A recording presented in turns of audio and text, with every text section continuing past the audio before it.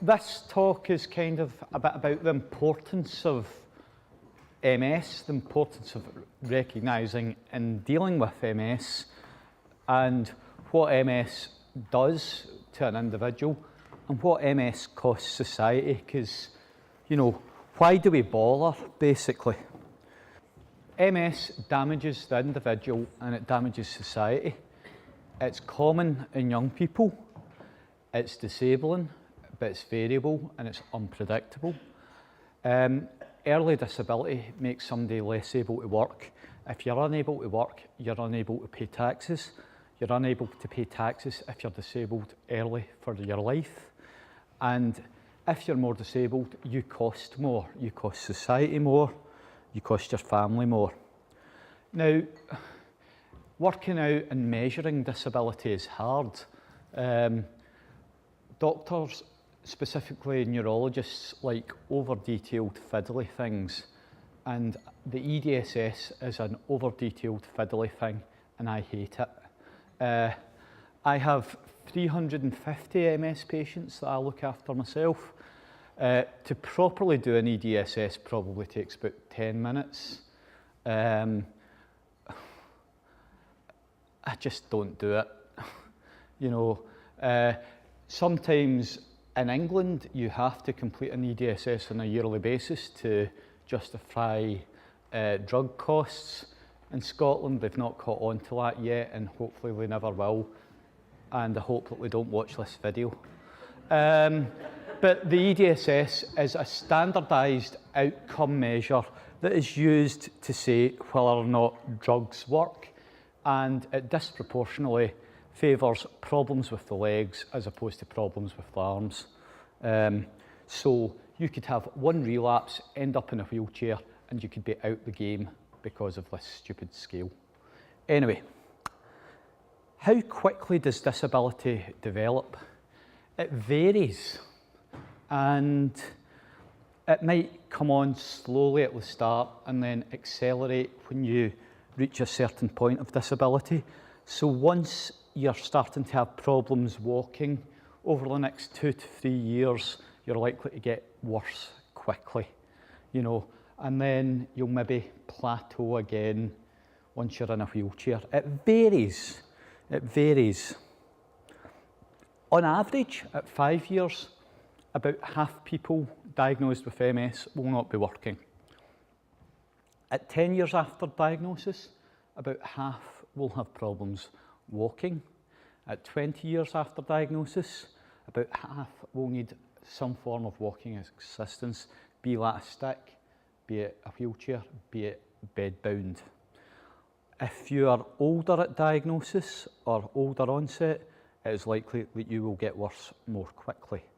So how much does MS actually cost society? This has been looked at in Scotland before. This is a 1999 document. It was done by Ian Bone, a retired colleague of some of us. He taught me as a medical student, lovely guy. And back here in 1999, there were 57 people with MS that we knew about in the Western Isles, and that was apparently 15 people minimally disabled, 26 moderately disabled, and 16 people severely disabled. So that's local data for you guys. And at that point, for total costs for people with MS to the NHS in the Western Isles were meant to be £98,000 per year, and to society overall it was meant to be, just for the Western Isles, £784,000 a year, and that was 20 years ago, with figures that are probably an underestimate. Okay, so add inflation to that. That's how much comes out of the local economy because of this disease. Okay, I wish I had more modern figures than that, but that's what we have.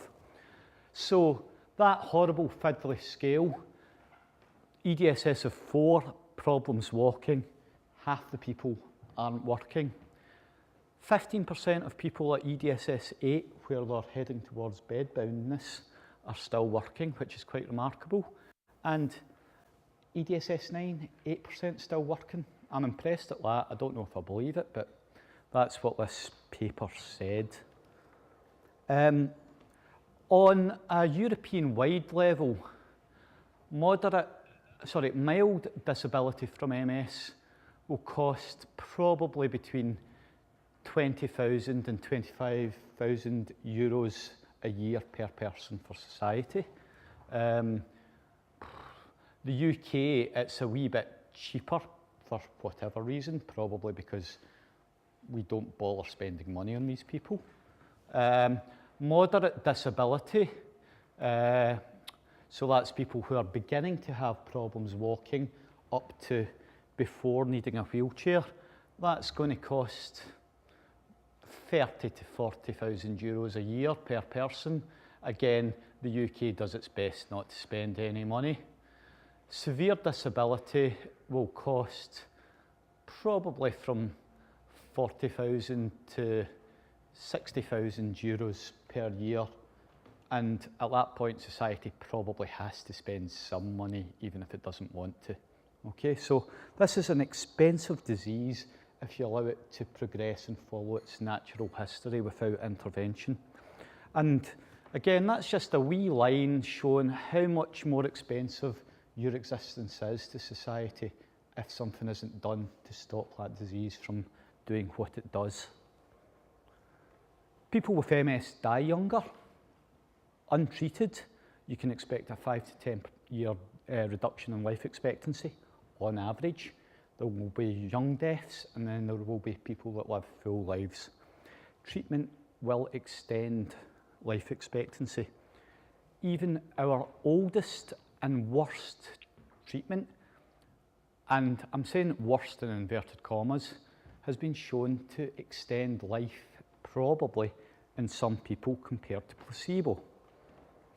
You know, this is the follow-up of an early interferon trial. This is a Kaplan-Meier curve showing people dying. The lower you are at the bottom, the more likely low numbers means less people alive, and the people who were treated early on with interferon are still alive, where the ones that weren't treated are dead. So, you know, a rubbish drug still prolongs life.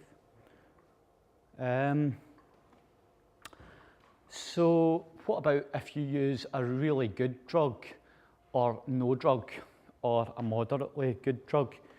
The yellow doesn't project very well, but the yellow line shows people on the good drugs, and people on the good drugs are less likely to become disabled than people on no drugs or people on a kind of work drug.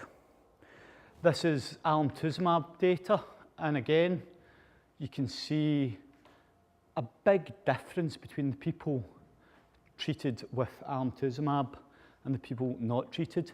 And this actually is quite interesting. This is people actually improving from a disability point of view after a drug treatment for MS, you know, which is pretty damn good considering this disease was untreatable when I went to university in 1995. Okay, so I'm trying not to say a sweary word.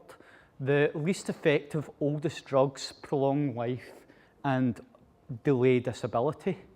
Starting earlier probably helps avoid disability. Higher efficacy drugs have a greater effect on disability. But what does it cost? What is that worth?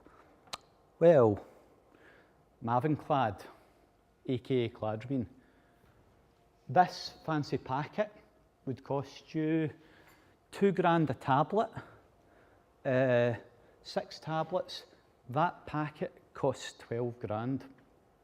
There you go. Okay, fly to New York. What's a return ticket to New York? £1,000. Go to a chemist, $500. Set of scales, 20 quid. Couple of needles, clean needles, 50 quid. Just saying. You know, and you get a holiday in New York. Why, Len, can we not use that? Because drug trials, £50 million. Who's going to pay for it? Who's going to pay for the licence? You know, it's the same drug, or is it? You know, why do we have to pay 12 grand for that packet as opposed to 500 quid for that? Okay, because we'll get sued.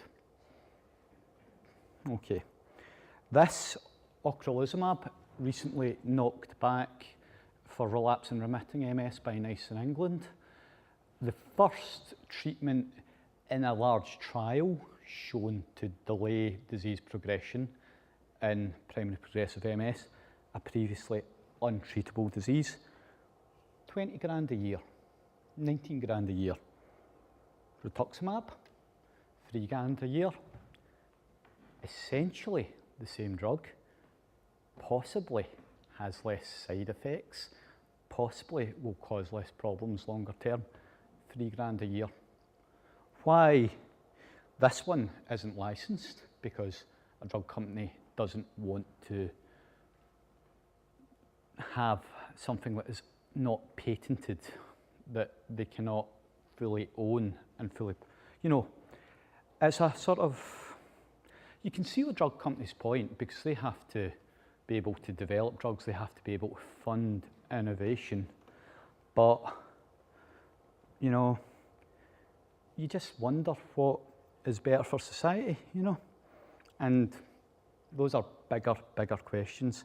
And all MS is going to be treatable, barely, well, not all MS, but going forward, all MS will be treatable.